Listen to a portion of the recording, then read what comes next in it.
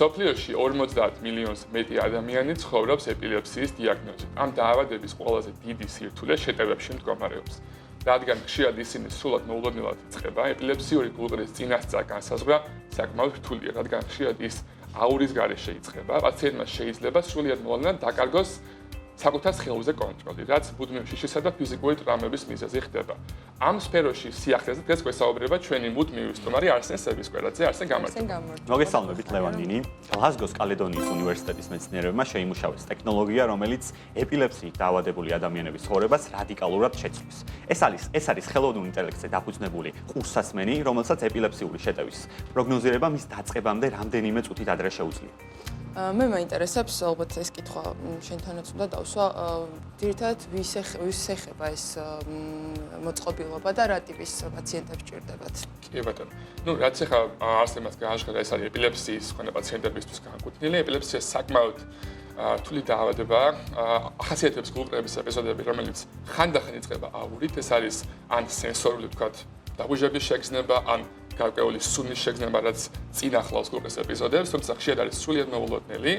სამწუხაროდ პაციენტების მესამეც აქვს მედიკამენტებზე რეზისტენტული ეპილეფსია, ანუ მათთვის განკუთვნილი ორი სწორი მედიკამენტი მიღებული სწორი ფორმით არაეფექტურია, ამიტომაც ეპიზოდები გულყრის გრძელდება ამ პაციენტებში და შეიძლება მათთვის იყოს საკმაოდ რევოლუციური უკვე სიახლე, რომ ტრამვები მედიკამენტებიც არ გაჭრას.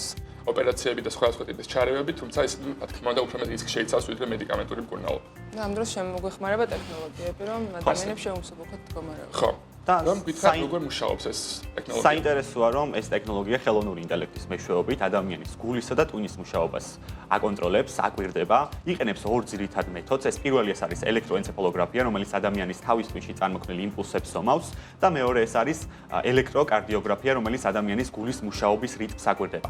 ამ ორი მონაცემის ანალიზის საშუალებით ხელოვნური ინტელექტი წინასწარ განსაზღვრავს იმ ცვლილებებს, რაც ეპილეფსიური შეტევის დაწყებას უძღვის წინ და შესაბამისად ამის მეშვეობით ახერხებს რომ რამდენიმე წუთით ადრე განსაზღვროს ადამიანს დაიწყება თუ არა ეპილეფსიური შეტევა. რამდენად კვლევების შედეგები თუ არსებობს და რამდენად სანდოა და რამდენად სწრაფად ახერხებს, ზუსტად ახერხებს უფრო სწორად პროგნოზირებას შეტევების. კვლევები არის საკმაოდ საიმედო, 95%-იანი სიზუსტით ახერხებს რომ განსაზღვროს ეპილეფსიური შეტევის დაწყება და ყველაზე მთავარი რაც არის ეს წუთების რაოდენობა რა დროშიც ახერხებს ამის განსაზღვრას, არის სრულად საკმარისი რომ ადამიანმა მონახოს უსაფრთხო ადგილი ან გააფრთხილოს გარეშე პირი რომ მას ამ ტიპის ჯანმრთელობის მდგომარეობის გართულება ემუქრება.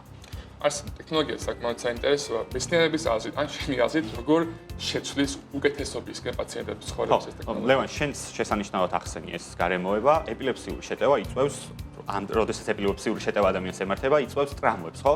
დაცემას, სხვადასხვა მოტეხილობებს და ასე შემდეგ.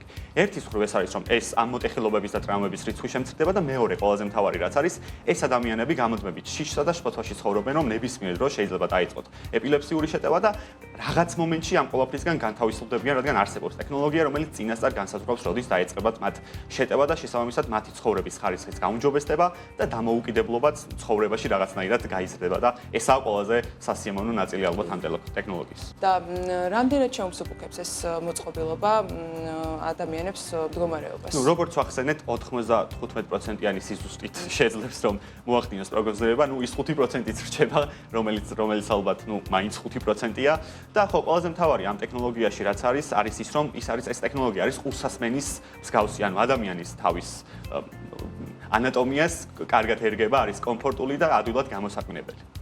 და ალბათ თავარი კითხვა, რაც ყველა პაციენტის ვისმენ საინტერესებს, რამდენად ხელმისაწვდომი იქნება ეს ტექნოლოგია საქართველოში. მეცნიერები კვლავ მუშაობენ ამ ტექნოლოგიის დახვეწაზე და მათი მიზანი არის, რომ ეს ტექნოლოგია თუ ახლა ყურსასმენის ფორმის არის, იყოს ქუდის ფორმის და უფრო მეტად კომფორტული, ადამიანებზე მორგებული გახდეს და სხვათა შორის ბავშვებზე მორგებული, რადგან ბავშვებშიც ეპილეფსიური გულყრები და შეტევებით სერიოზულ პრობლემას წარმოადგენს. მთელი რიგი რეგულაციები უნდა დააკმაყოფილოს ამ ტექნოლოგიამ, სანამ ხელმისაწვდომი გახდება და ჩვენ იზღად აგვჩენია, რომ უსურვოთ წარმატება და რაც შეიძლება მალე გახდეს ეს ტექნოლოგია ხელმისაწვდომი. და უშუალოდ წარმატება, ესეც საინტერესო წამოწყებას. მადლობა.